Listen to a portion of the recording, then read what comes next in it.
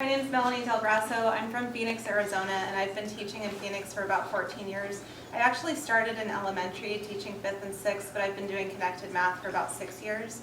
And the school that I work in is a Title I school. It's in inner city Phoenix, so I just wanted to kind of add that that's the demographic I'm coming from. Okay. I really do a lot of the same thing that Jim does. I'm planning to use a binder this year, but I used 2 different notebooks last year. I went to a new school, the school I'm at, I was new this past year, and I just noticed with my students that a lot of the kids are, if I send something home in their backpack, I may not get it back the way it went home, and so I just really, this year, I want to be able to keep things more organized, so I'm going to go back to a binder, which I've done before. And the same kind of sections, but I just have the kids keep their work in a tab called investigations. I don't have them take notes that are separate. I have them write notes on the same pages that they've been using for the work. Usually after they've come to those big ideas and we have a summary, there'll be some kind of an anchor chart or public record that we're creating. So the students will usually take notes about what's on that poster and put it in their notebook as well. There was one other thing that was said. The vocabulary section I also keep as well, and an assessments tab. I know what it was. When they're finished with the unit, I do let them take that work out, but I keep it in a manila folder that goes in the filing cabinet so they can always go back and look at that work if we go on to a later unit and they want to go back to it. And the anchor charts are also kept in my classroom so kids can go back to them if they remember there was something on the chart that they want to see. Can you explain how you keep those anchor charts? Because I think that's really cool.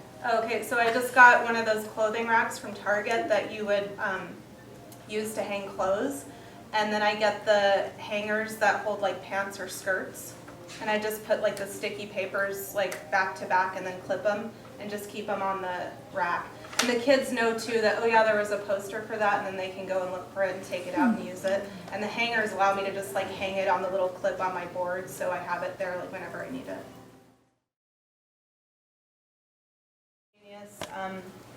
I try to look at different factors, and by the way, I'm talking about like the seating arrangement, because grouping in my class changes each day depending on many different things. It could depend on the exit ticket that I saw from the day before. It might depend on free choice. It just kind of, it depends. But the regular seating chart, I try to look at things like their language ability. I look at their level. I do try to make sure that I am not sitting a higher student with a lower student because that can be very frustrating. So I try to keep their levels as close as possible. I consider the boy and girl thing. Several years I've tried grouping just girls or just boys together at a table to see if that would be helpful at all. And often it is helpful to do that, but my numbers don't always allow me to keep them separate at their table seating. But I try to just take several of those different abilities and mix them together, and I seat students in such a way that they have a shoulder partner and a face partner, so that when they're working with someone else that's going to support them, whether it's this way or this way.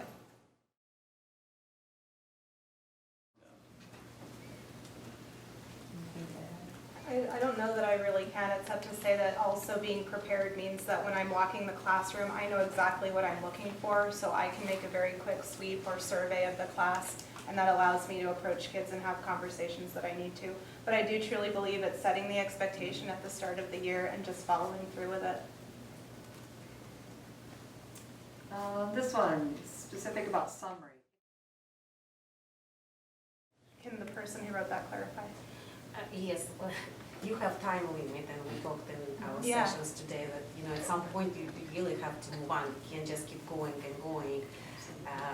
So at what point you decide like, okay, we're done with discussion. We have to summarize, make conclusion because it's time to move on for us. So when and how you decide when this point comes? Yeah, I think you kind of decide it before when you're planning, because you're really thinking about, okay, what is it that needs to happen here? What do I need to get? And a lot of that, I think, comes from the focus question. I remember Yvonne Grant speaking on this and just stating that, she was really looking at the focus question and looking at what the kids were doing and kind of looking at that back and forth and seeing if that question could be answered by the kids. But I think if you're kind of prepared ahead of time and kind of know, okay, this is the baseline of what I'm looking for, then you can make some decisions. And I know sometimes I've made decisions like, okay, if I get to this, then here's where I'm going next. And if I can get here, then that's what I'm gonna do. So sometimes there's a plan A and a plan B for a lesson plan. And a seed.